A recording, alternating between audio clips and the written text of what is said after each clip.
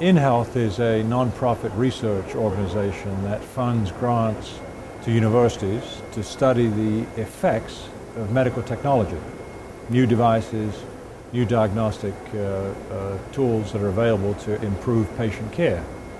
If you think about healthcare reform, which has been discussed over the last couple of years, healthcare has reformed itself over the last 10, 20, 30 years, largely as a result of advances in medical technology.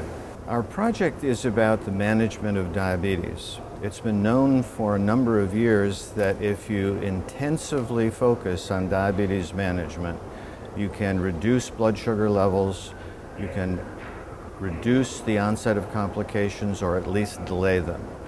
There are two ways to do that. One is low tech and the other is high tech.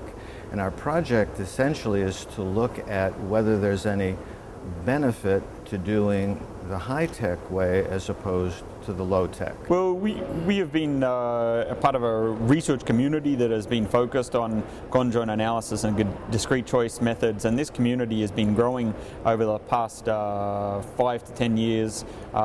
We have a couple of activities. We have a committee at the International Society of Pharmacoeconomics and Outcomes Research devoted to the application, and we've actually set benchmarks and a checklist for the appropriate application of conjoint analysis methods in health, and I think that will have a real impact. Even now we see many diagnostic tests coming along in the marketplace. I think in the future we'll see a lot more, and they'll have better accuracy and better predictability, if you will.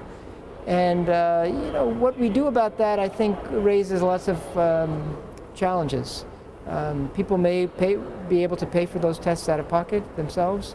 Should insurance pay is an interesting question, and we can certainly have a conversation about that. It's not clear that insurance should pay, but I think that's a question that should be asked. Well, the thrust of it was essentially to evaluate how what they're doing at NICE impacts innovation.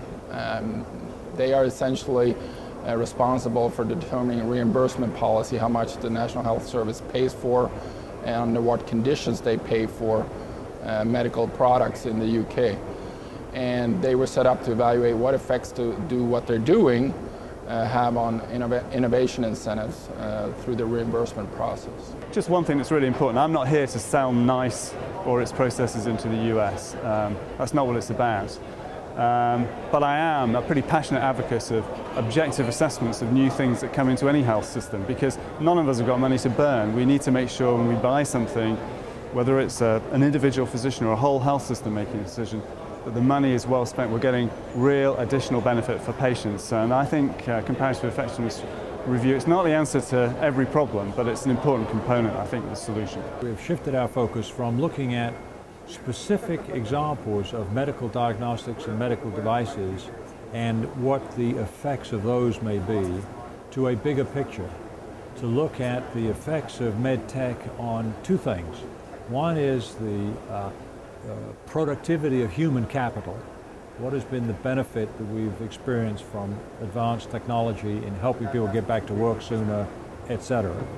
And the other is on the healthcare delivery system itself that I mentioned a moment ago, how it's radically changed as a result of medical technology. We want to study that and understand that and document that and capture that so that people can appreciate that when they start to perhaps make policies that affect medical technology, either affected in a positive way or a negative way, we know what we're doing and what the possible consequences may be.